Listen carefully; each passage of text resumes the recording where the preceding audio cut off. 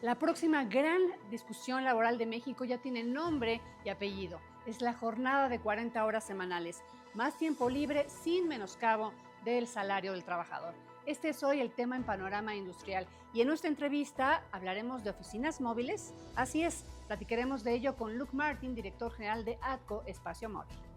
CSIPA, evolución, crecimiento continuo y respeto al medio ambiente presente.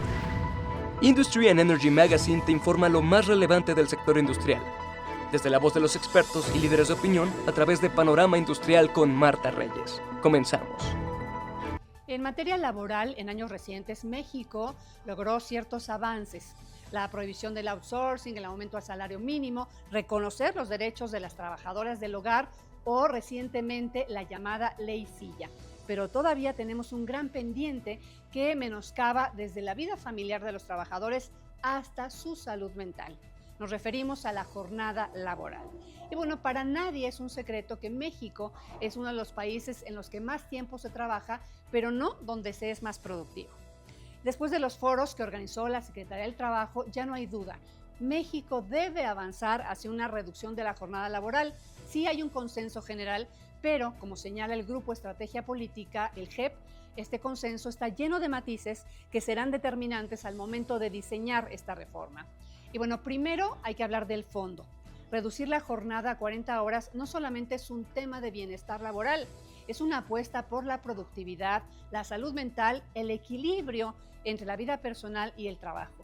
Es ir hacia modernizar el modelo económico laboral. Es un paso que ya anduvieron muchos países, pero que México ha pospuesto por décadas. ¿Estamos llegando tarde? Seguramente, pero no podemos ahora permitirnos llegar mal. Hay que trazar una ruta sensata y sobre esto el GEP hace un gran análisis en el que destaca 4 puntos de gran consenso. Habla de una mejora generalizada en productividad y calidad de vida. Habla de la necesidad de aplicar de forma gradual el tema, de la importancia de contar con datos y evaluaciones técnicas antes de aplicarlo de forma masiva y de implementar medidas complementarias, por ejemplo, incentivos fiscales, capacitaciones y una atención especial a las MIPYMES. Hay que aplicar una ruta sin precipitaciones populistas ni tampoco permitirnos nuevamente paralizarla por estancarnos en un sobreanálisis. Hay una pregunta, ¿hay diferencias entre las partes? Claro, y son diferencias legítimas, pero pueden resolverse mediante el diálogo. Por ejemplo, los sindicatos quieren una aplicación rápida, hablan de 2027-2028, mientras que el sector empresarial está proponiendo que se implemente de forma más pausada, cercana al 2030. Ambos tienen razones válidas. Mientras para los trabajadores es poner fin a décadas esperando justicia laboral, para las empresas significa un alza en sus costos. Hablan de más salarios, pago de horas extras, reorganización de los turnos, en fin. Todo esto se entiende, pero no debe convertirse en una barrera para lo esencial. Un nuevo contrato social que reconozca que el trabajo no puede seguir devorando la vida del trabajador. En cuanto al mecanismo jurídico, hay otra divergencia. La IP prefiere modificar únicamente la Ley Federal de Trabajo y los sindicatos lo que quieren es una reforma constitucional que consagre el derecho a 2 días de descanso por cada 5 laborados. Este debate pues no es menor. No olvidemos que mientras más alto sea el rango normativo, pues sí hay más protección, pero también hay mayor rigidez en los tiempos de crisis. Aquí, la prudencia jurídica debe equilibrarse con la vocación garantista. No basta con modificar leyes, se requieren pilotos sectorizados, medición de impacto y también flexibilidad para ajustar el modelo si algo falla. Y sobre todo, y lo más importante, voluntad política para que esta reforma no se empantane en la eterna promesa de ya merito. La Secretaría del Trabajo ha anunciado que en septiembre va a presentar la iniciativa y será el Congreso quien decida si México avanza hacia una jornada más digna o si una vez más posterga lo impostergable. Señores de la política, no olvidemos que la historia no nos suele dar muchas segundas oportunidades. En nuestra entrevista del día platicaremos con Luke Martin, él es el director general de ATCO Espaciomovil. Vamos con él.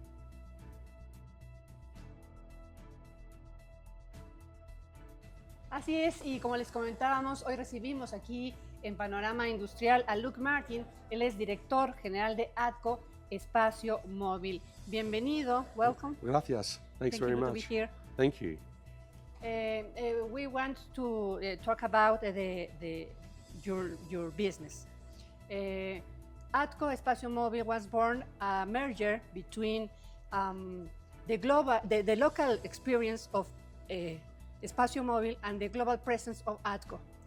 What this alliance, has this alliance modified or transformed the business, the model, and the value proportion? Okay. I think the integration between ATCO and Espaciomovil has actually worked very well. Espaciomovil had very good relationships with its clients. It had a very comfortable setting associated with the market in Mexico. It understood the market. And what ATCO brings is an international presence. And from that presence brings very strong operating and controls and protocols, policies that I think with both businesses coming together and aligned, we actually service the market very well of all the industries that we look for. So there are many service industries that we actually service for our clients. And what we've brought together is two businesses that have a focal point of moving forward. That's what we're looking for. We listen to our clients. We've adapted ourselves to the market. We certainly appreciate and understand our clients' needs. We have a strong focus on quality. We have a strong focus on safety, environmental, and sustainability. And the continued growth patterns of Mexico certainly allows us to have that forefront and have that vision. Okay, we were to deserve of the answers and the questions. One of the principal pillars of the company is the operational excellence. Yes. It's a certification of ISO ISO 9001, 2015. Correct. How do you a specific mechanism implement to guarantee the quality in every stage of your process? That's a really good question. And the reason being is because if you look at our global operations, if you look at ATCO structures in all the countries that we operate in, ISO 9001 2015 standard is the pillar of how we operate. It's the strength by which we actually grow and how we continue to improve what we do. That's what we look for. That's the pillar that ATCO brings to the table for the continued growth. So what we did in ATCO Espaciomovil is we introduced the integrated management system. This system really sets the forefront and sets the basis on how we operate as a team, as a company, and basically its operation is based on ISO 9001 2015. So what we look for is continued improvement. We have good leadership teams who lead this process with all our personnel, and we continue to grow the business with that mentality in mind. We recognize that ISO 9001, it's not just about quality, it's about providing a service. And a service to our clients is probably one of the most important aspects that we look for. Compliance to NOM standards, the Mexican standards of engineering principles, very important to us. Our energy efficiencies, the way we've changed our buildings to suit quality procedures and to suit how we want to continue to grow and service the market, not just in our mobile units, but in all our product lines, and everything that we do is the continued improvement on how we sustain. That's it. Resilience. Resilience, it's having the resilience to understand your client needs. It's having the ability to adapt, to change, to pivot, to move in the scenario whereby we continue to grow and penetrate the market in Mexico. Yes. Sustainability is a fundamental pillar of your company and your operation. Absolutely. No? What concrete progress have you made about measuring and reducing the greenhouse gas emissions, and how do you apply the ESG principles? Okay. The sustainability, and when we look at the energy efficiency of our buildings, we look to certain product lines, we look to certain materials, we change our engineering principles to suit.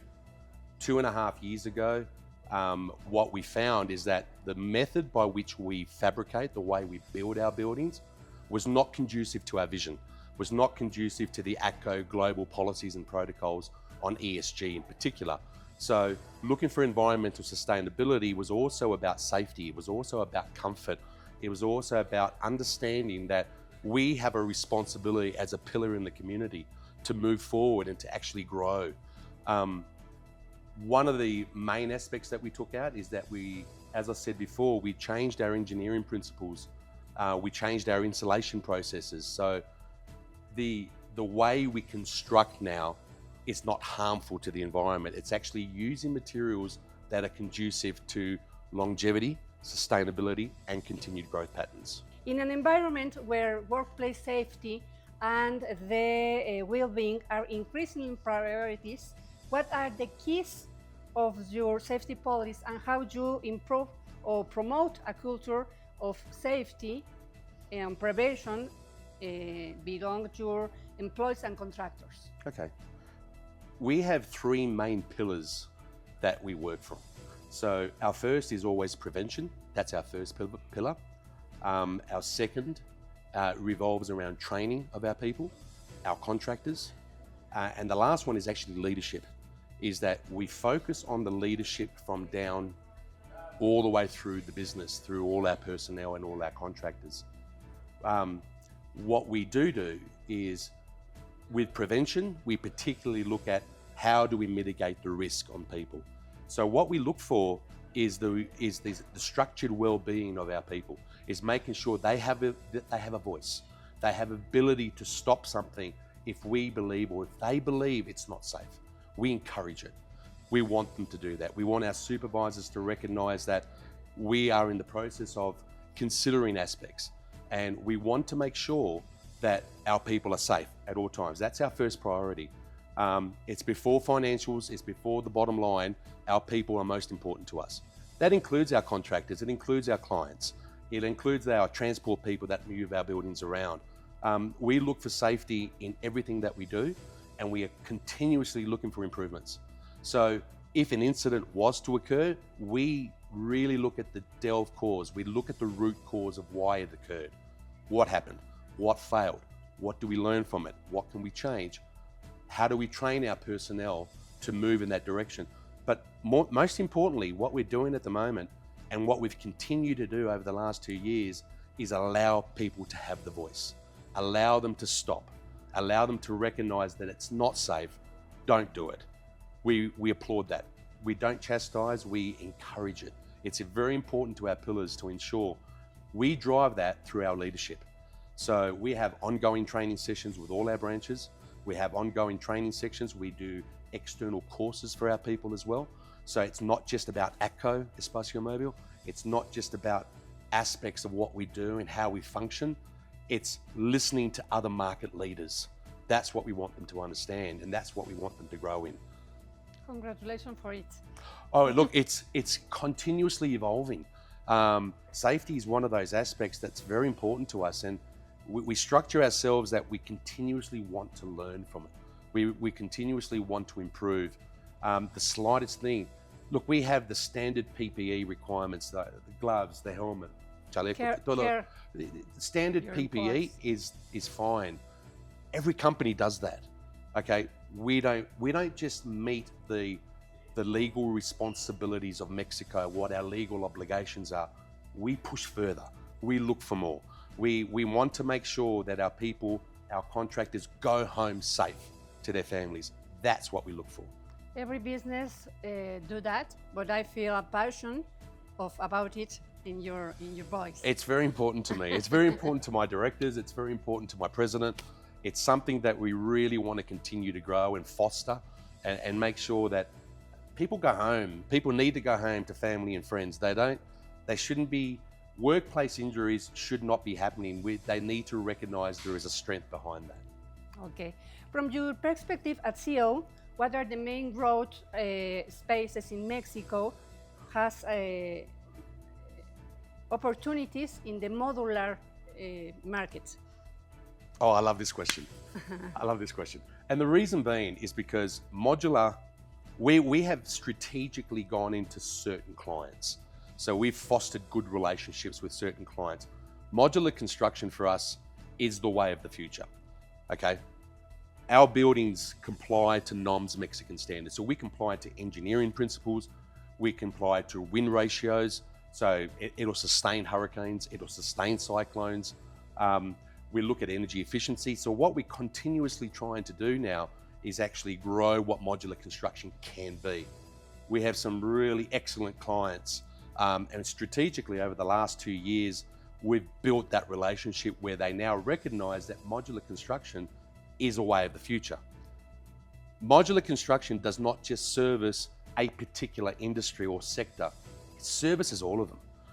We have mining, we have oil and gas, we have education, we have health, we have banking, we have an array of different vetting situations that we can use our buildings. The fascination with modular construction is that we build in a quality environment. We build in our fabrication plant. We separate it. It's like a Lego. You build it together, you separate it, we take it to site, our teams put it back together, and it's functional within 4 or 5 days. Instead of waiting 3 months to build a building, you can have it within 6 weeks to 8 weeks. And it complies to all aspects of efficiencies. It complies to the client's requirements. We really focus on building the relationship with the client so they get what they want. They get what they paid for. We have an integrated management system. We have an ITP system. An ITP is an inspection test plan. Every part of what we do is signed off by a quality person to ensure that we are complying not only to the client's needs, but what the legal aspects are. That's what we look for. It's necessary. I offer you this camera from a special message of our public. Oh, okay. I wasn't prepared for this. Okay, so from all aspects, ATCO Espaciomovil is one of the leading market sectors, and we look to lead the businesses. We look to lead and work with our clients for the growth and enhancement of their product lines. No matter what industry and what sector that you are particularly in, we will continue to grow, and we'd love you to be a part of us. Okay, thank you to be here. Thank you, and thank you for your time. We are happy you have there. Fantastic, thank you very much. Thank you. Muchísimas gracias, por supuesto, a Luke Martin, director general de ATCO Espaciomovil, y gracias a ustedes. Como siempre les recuerdo, esta entrevista, como todos nuestros contenidos, se quedan en YouTube para cuando ustedes quieran verlos, y por supuesto también estén pendientes de todos nuestros contenidos en nuestras redes sociales. Gracias, nos vemos el lunes en Panorama Energético. CSIPA presentó Panorama Industrial con Marta Reyes.